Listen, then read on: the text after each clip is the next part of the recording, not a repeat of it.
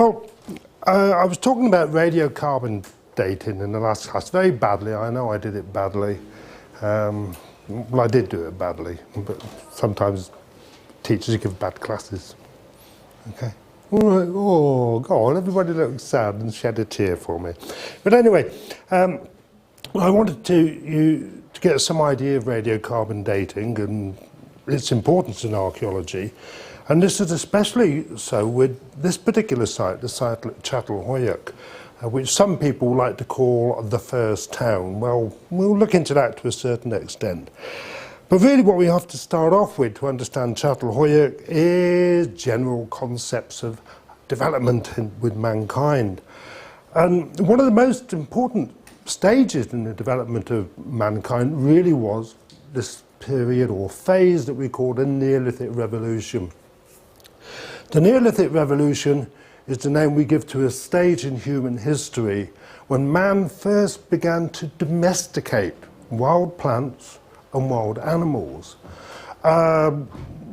It didn't happen all at once, it happened in different parts of the world at different times. We use this general term Neolithic Revolution wherever it happened, but it's not a specific period. The thing about the Neolithic Revolution is it changed human lifestyle. Up to this point, what you have are family groups, extended family groups, hunter-gatherers, people moving from one place to another, perhaps living in a cave during the winter, but generally following animals, hunting animals, collecting wild plants as their food resource. So you've got these small little social groups around the whole of the world, the Middle East and Europe. But then we see the Neolithic Revolution. People realize that they can domesticate plants. You can improve the plants. Well, these days we worry about genetic modelling or whatever it is, you know, changing plants that way. Well, it's the same sort of thing in a sense in that period, crossbreeding plants and animals to improve the plants and so forth. But if you're going to start having the fields and if you're going to start having groups of animals that you look after, you tend to get a larger group of people being involved. So instead of there just being little groups of hunter-gatherers, family groups walking about, we see people starting to come together. They start to live in villages, permanent villages, houses made of mud brick. Well, ever since the beginning of the 20th century, it's basically been believed that the Neolithic Revolution in terms of the Middle East and Europe starts off in what we know as the Fertile Crescent, stretching from modern Jordan through Israel, the occupied West Bank, Syria, in between the two rivers, Euphrates, Tigris and Mesopotamia, a little spread over into this southeastern part of Turkey as well. The reason for believing that it starts here are quite simply that this is the natural home for the oldest examples of wheat, barley, the legumes, beans, mergimac, all that type of thing. This is the area where those plants grow naturally. This is also the area where the four most common food animals originated: cows, sheep, goat and pig. So it's obvious that Fertile Crescent had to be basically where the Neolithic Revolution started off.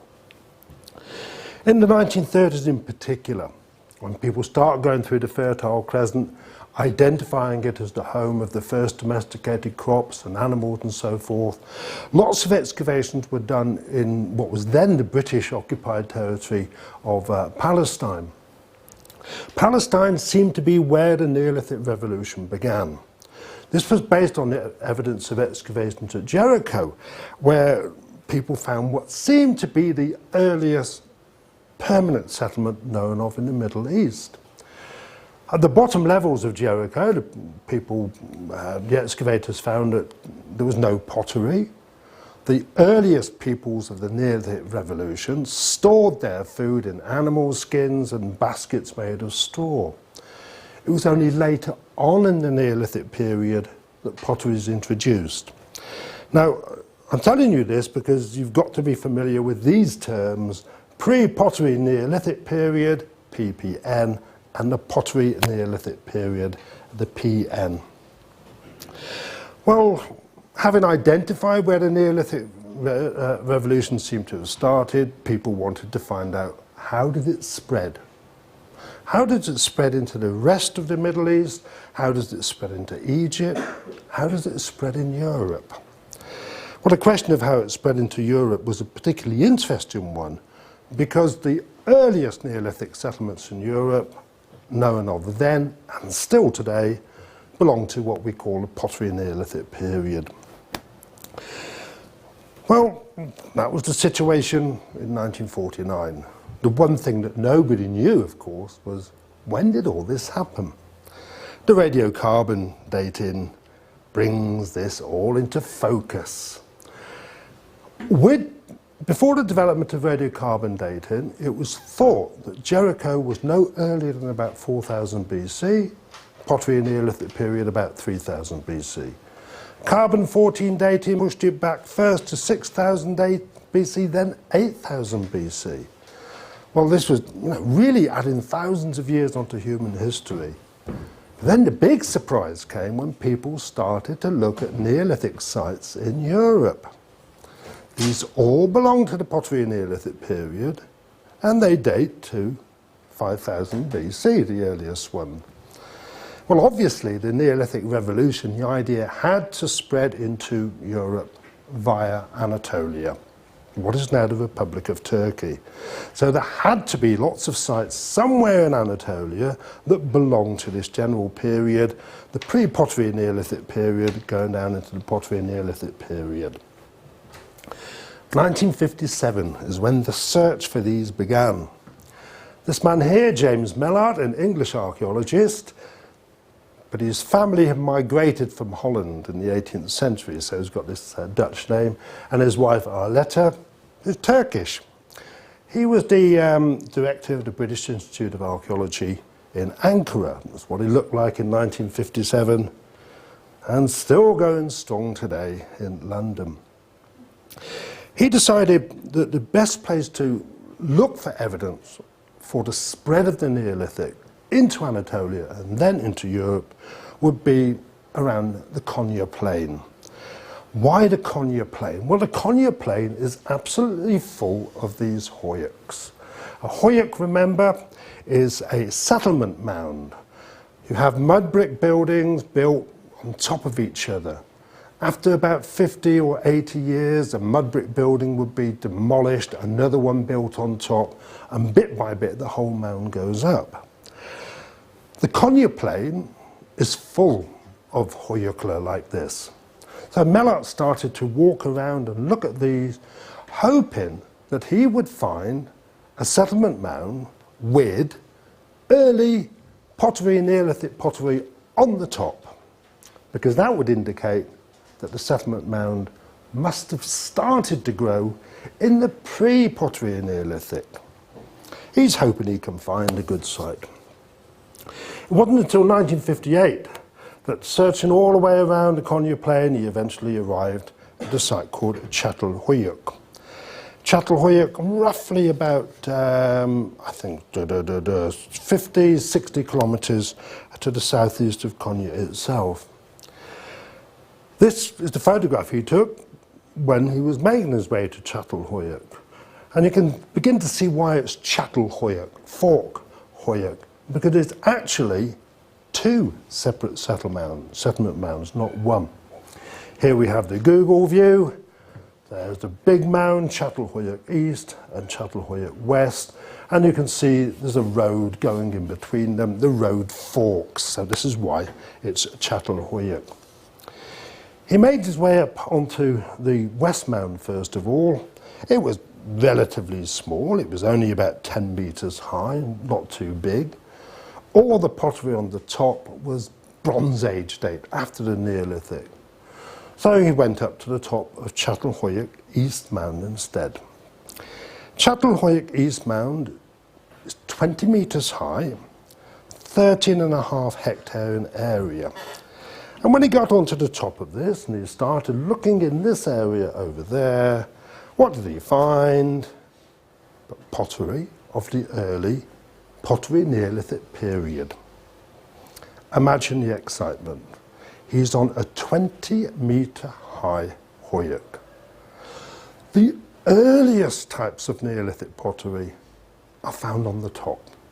He knows he's got 20 metres at least of earlier Neolithic occupation. Well, Mellart then had to get a permit and he started work there in 1961. On the very first day, he transformed our knowledge of the Neolithic period completely. There are not very many photographs, unfortunately, surviving from the early excavation, but this is one of them here, and they dug a lot faster in the 1960s than they do now. But what Mellart found on the very, very first day was basically the remains of mud brick buildings that were all built to the same basic plan, all of them with walls surviving at least 1 metre high. The evidence indicated that periodically the houses have been deserted, deliberately demolished and filled in with ruined mud brick, everything levelled off, and then another house built on top of that. He could see that the houses usually just had 2 rooms, 1 big room and 1 small room used for storage by the side. The really fascinating thing in many ways was that in this one small area he's working, he finds he's got something like 40 houses, all built right next to each other. There are no streets. The access had to be through the roof. It's a standard arrangement which you could see until quite recently in parts of Syria. I mean, people don't trust their neighbours. So, you get a ladder to go up onto the roof. That's how you get into your house. But essentially, there are no streets. All these houses were built close together like that. This is the plan of what Mellart excavated at the very top of the Çatalhöyük mound, the latest pottery Neolithic period, which is still very early. He could see from the types of pottery this had to date to somewhere about 6000 BC. And here we've got a reconstruction of what it probably looked like. Then, as he made his way down, he found he had, what you would expect, another layer of settlement buildings. And everything indicated that each of these houses had been occupied for roughly a generation, possibly 50 or 60 or even 80 years. And then the houses had been demolished, the mud brick piled in, and a new house built on top of the site. Well, this was an absolutely major find. If you look at what had been found in Jericho, there was nothing like this. I mean, just this one small area of the site, less than 1/10 of the site, absolutely jam-packed with houses of the pottery Neolithic period. That's a pretty amazing discovery. What was even more amazing, on the 3rd day of the excavation, he started to find houses with painted walls.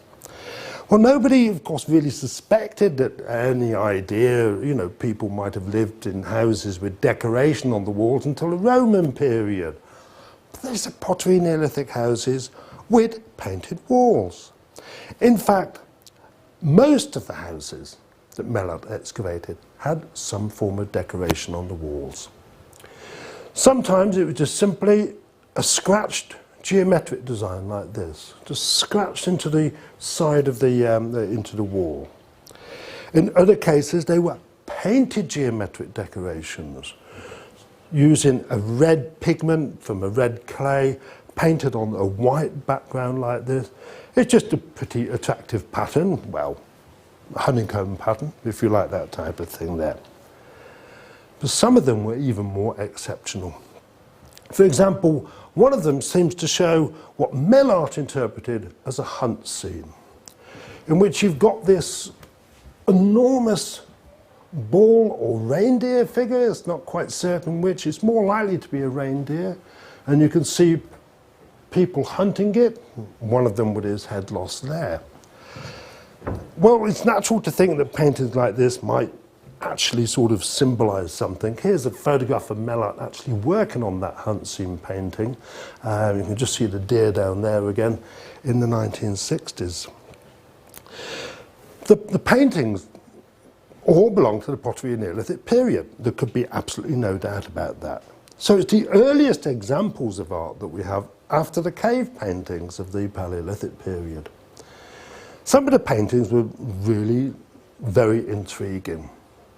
They seem to be paintings of textiles. Now, if you look at this one here, you've all got a keelim at home, or your parents have got a keelim, your grandparents have got a keelim. Now, this is the keelim design. It's as if these paintings are actually based, in some cases, on carpets, keelims, or textiles, or something like that. Multicoloured. Well, multicoloured. Red, white, black. Not so much like that. But some paintings, or scratchings, really couldn't be properly interpreted. And they're still a subject of debate. For example, one house was covered with paintings showing what seemed to be vultures, large birds, possibly eating dead bodies. Well, in some societies, it still is common practice, in parts of India, for example, parts of Tibet. The ground is very rocky. The religious beliefs don't encourage burying of the dead, allowing the body to rot. So what happens when a person dies is the body is cut up into pieces and placed in a sacred field to allow the birds to come and eat the bodies. Happened today. Well, fair enough. This might represent a similar type of ritual. Remember that archaeological word, ritual, when we don't know what's going on, but something's going on in an organised fashion? Well, this might be the same sort of thing happening at Çatalhöyük. Notice all the bodies are headless. Rather interesting thing. There were several paintings of bulls, in addition to the deer hunt painting. Again, a lot of argument as to what these actually represent. Well, that's very definitely a bull, but is this a painting of people chasing a bull, hunting a bull, or is this people worshipping a bull? We really don't quite know. Mellart didn't know what on earth he'd actually found either.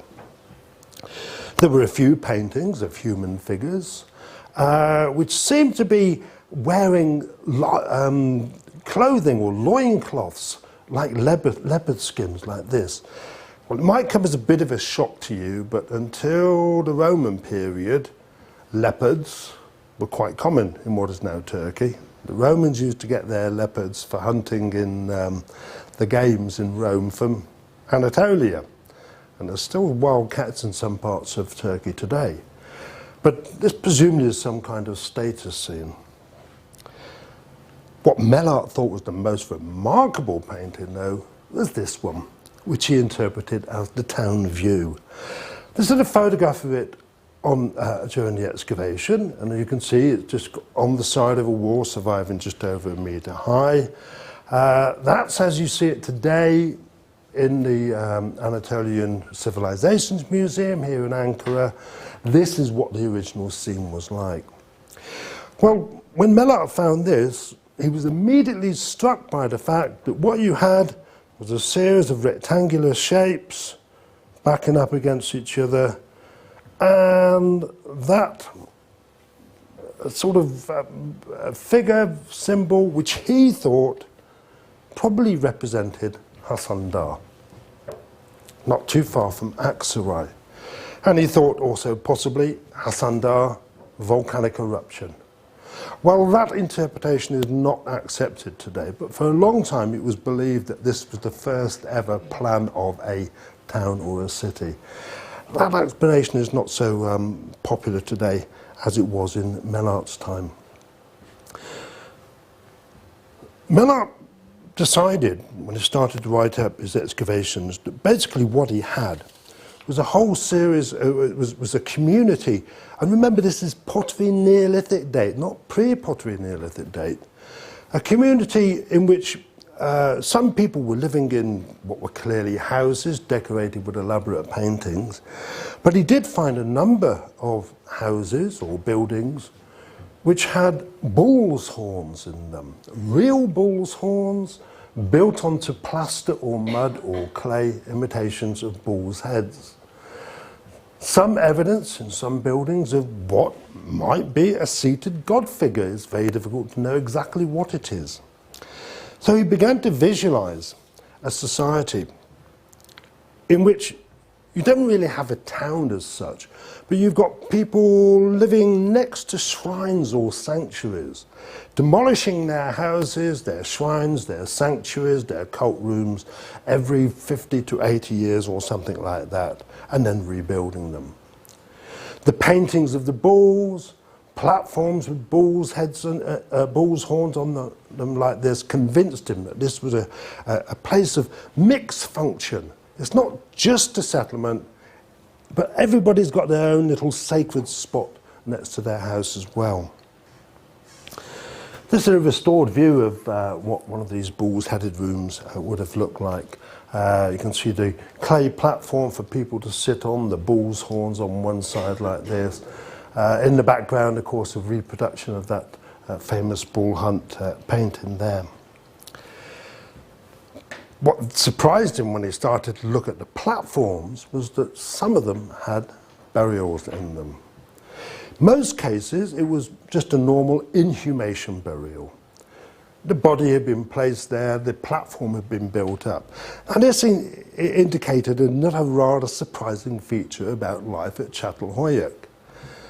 People are living there. Somebody in the family dies, they bury them in the house, and they build a platform over them so they can sit on top of dead granny or dead grandma or whoever it is, like, you all right down there? Yes, I'm okay, thank you very much. And as if they sort of wanted to keep on living with their ancestors. Although, in a few cases, what Mellett found were headless burials. Now, you can actually indicate whether or not a person's head has been chopped off while they're alive or at a later date. The only problem is, of course, if it was done immediately after death, you wouldn't be able to spot the evidence. But the evidence seemed to indicate, you see, all the bones are correctly in position, that in some cases, after a person had died, their head had been carefully cut off to be kept somewhere else. Remember, some of the paintings show headless figures as well. And in fact, what Mellett also found was under some of the platforms, human skulls. You can just see the outline of the eyes there, and the remains of what had been a face, a plaster face that had been built over that skull. So there's the kind of head worship aspect to the whole site as well. These were very remarkable finds, but what was even more remarkable in many ways was the particular soil conditions that, at Çatalhöyük meant that an awful lot of things were preserved you wouldn't normally find on an excavation. Textiles, clothing from the pre-pottery and Neolithic period. Of course, the usual type of everyday artifacts like this. This is an obsidian spearhead. It's very similar to the types of thing being used in Jericho at the same particular time. Most remarkable thing, several examples of this. It's a piece of obsidian, and you can see the size of it, which had been polished. Obsidian is a natural volcanic glass, and it's been so finely polished, it was used as a mirror. It fits beautifully in the hand. There were several examples of this. Well, you know, we've got this evidence anyway from the Paleolithic period that people took a pride in their appearance. They would wear necklaces. Well, now we know that in the Neolithic period, the people were walking around saying, how do I look today? How's my hair? Pretty good, yeah, like that. I mean, they're just amazing insights into how people were living there. Also, the first hints of people getting the idea of communicating through symbols and writing. Not writing as such, but there are several examples of these seals, some of them quite elaborate like that. individual seals for marking things. This belongs to me. Boom, I've made a mark. A few of them purely geometric like that. So, I mean, all sorts of amazing things coming out from the excavations at Çatalhöyük 61 onwards. There was also some evidence that suggested to Mellart that the society might have had a belief in a mother goddess type figure.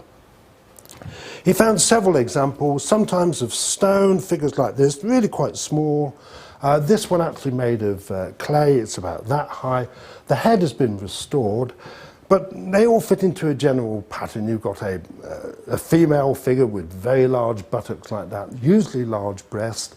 It suggested that this is a woman giving birth from that figure underneath there.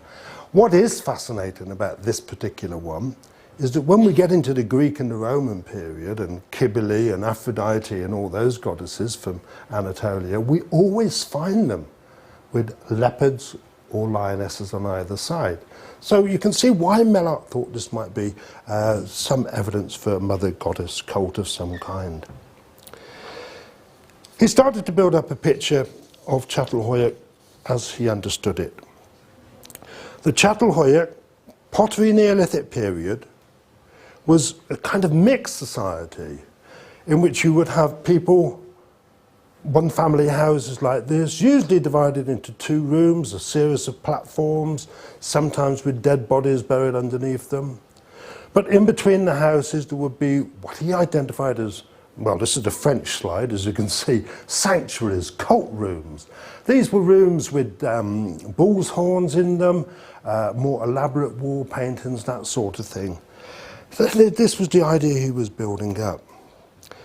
Well, he still hasn't, by 1963, even worked out what date the site is.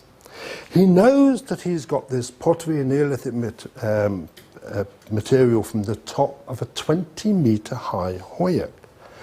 And so what he decided to do in 1964 was to basically dig a big hole right through the side of the mound to get to the bottom and take samples for radiocarbon dating.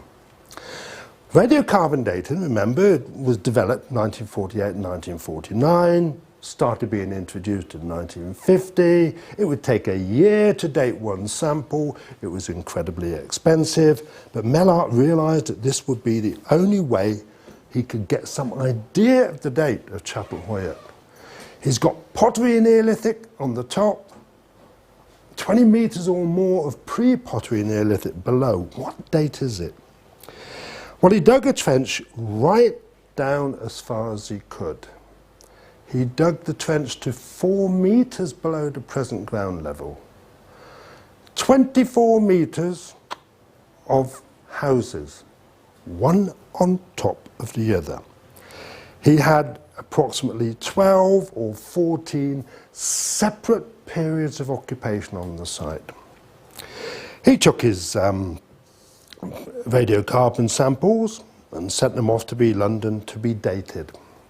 1 year later, they came back. The oldest date at Çatalhöyük was 11,250 BC. Jericho, which was long thought to be the oldest permanently occupied settlement, doesn't go back any earlier than 8,000. The youngest radiocarbon date he got at Çatalhöyük was 7,650 BC.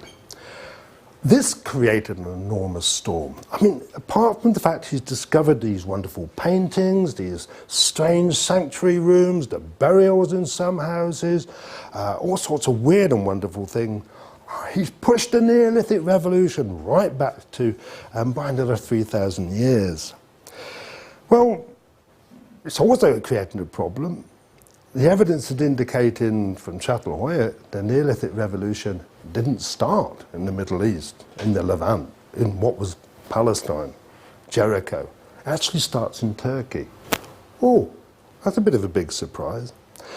Many scholars really decided, no, this can't possibly be right. Carbon-14 dating, it's too new a development, it's not quite right, we really got to, we can't trust these results or anything like that.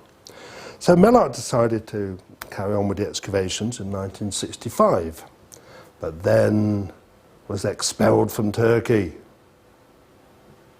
What had happened was in Konya, people started, in the antique shops, Mother Goddess figures started to be sold, seals, things that clearly came from Çatalhöyük.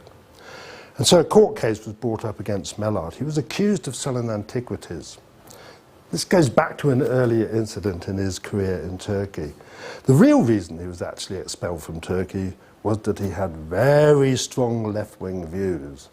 And if you know your history of the Turkish Republic, you will know that in the 1960s, it was not very popular to go around saying you are a socialist or a left-winger or a communist or something like that. So Mellart was kicked out of the country and the mystery of Çatalhöyük developed. As the years went by, more and more sites began to be excavated in Mesopotamia and in the Levant, giving dates for the pre-Pottery Neolithic that were older than Jericho, that seemed to tie up with what Mellart was getting in Çatalhöyük, but not as early as Çatalhöyük. Then a site not far from Aksaray, Aşıklıhöyük, was excavated. And the radiocarbon dates from the bottom of that site were actually older than Çatalhöyük. So the mystery of Çatalhöyük developed. It was finally agreed in 1993 that a new excavation could start off there in Çatalhöyük to try and resolve the mystery of this site. It really is one of the most important sites in the world. Well, this is where Mellart was digging, a very small area with incredible results. The new excavations are taking place on the top there. And these are being done in a very carefully controlled way. These new excavations are beginning to reveal some things that tie up with what Mellart suggested and other things that don't. This is the planner part of the new excavations. You can see again on the top of the mound, a long way away from where Mellart was working, the same basic types of building that Mellart had been excavating. Here's one of the new buildings under excavation. You can see the mud brick walls preserved up to a height of 1.5 meters in this particular case. Some traces of painting, but you can also see the bull's horns in the corner of this particular house here. This is the same house a bit further down. What the new excavations are revealing is that basically what is happening at Çatalhöyük in the latest occupation level, 7,500 BC, so roughly the same time as Jericho, on top of a 20-meter high Höyük, is that you do have these houses which are occupied perhaps by one generation of a family, possibly two, then they're deliberately demolished. Sometimes people are buried within the houses while the house is being used. Sometimes you have multiple burials, as if lots of bodies have been brought together and put in one particular place at one time. But then the house is demolished. We still don't really know the reasons why. It may be that people periodically would move, every generation or so, to a new settlement site. The new excavations are confirming again what Mellart said, that bodies were buried beneath the seating areas in these houses while the houses were being used. In some cases you've got a large number of bodies placed in one particular pit. The new excavations have also focused on this idea of there being cult rooms and a mother goddess figure. Well, these are some of the new mother goddess figures. This one's really very small, that one's a bit bigger. An analysis was done of where these were found. And to begin with, it was established that the so-called mother goddess figures are actually not really that common. There are many more figures of animals and things like that. But more interestingly, these are usually found in rubbish pits, broken. Well, you could argue that the idol, the figure of the mother goddess, has become broken, so therefore it's no longer powerful, so they've buried it. But normally what you would find in most societies that have been studied in terms of their religion is that an old religious artifact is still treated with respect. And so people are now beginning to actually think that these are not mother goddess figures, they're toys, which makes sense. Kids always have toys. Well, these new excavations are continuing on and on and on. 1995 is when the new period started. They are still continuing. Much slower basis than was ever done by Mellart. More and more we're getting evidence for how people actually lived there. We can see that some of the houses were deserted in the winter months. Soil analysis. We can get a better idea slowly of how long each of these houses were being lived in. So now the excavations all take place, very high tech, under this wonderful shelter like this, which survives the winds and the Conyers Plain. And if you make your way to Conyers, do go to Chatelhauer to go and have a look at the excavation sites and see what there is there. The excavations of Chatelhauer have examined less than 5% of the pottery Neolithic phases at the site. We still don't know quite how the Neolithic revolution happened, how it arrived in Anatolia, where it actually started. What has been discovered, though, is because of the early dates of Chatelhauer, is more and more work has been done on looking for the origins of the wild plants that were first cultivated. And strangely enough, the oldest types of wheat that we now know of grow naturally not in the Fertile Crescent, but in Turkey. So the evidence beginning to point to the southeast of Turkey being where the Neolithic revolution began. Very important stage in our development. We wouldn't have universities and cities without the Neolithic revolution. Is Chatelhauer a town? Well, there's nothing to indicate it's a town in the sense we might think of a town or a city. All the houses are exactly the same size, give or take a few centimetres. They've all got basically the same plan. There's slight differences in the quality of decoration, but not really a lot. Material culture is basically the same. Pottery Neolithic is the same type of pottery throughout the whole area there. We would expect a town, and remember the size of Chatelhauer, 13.5 hectares. If it was a town, you'd expect to have some main political focus or a religious focus or some building that belonged to a social hierarchy. Doesn't seem to exist here.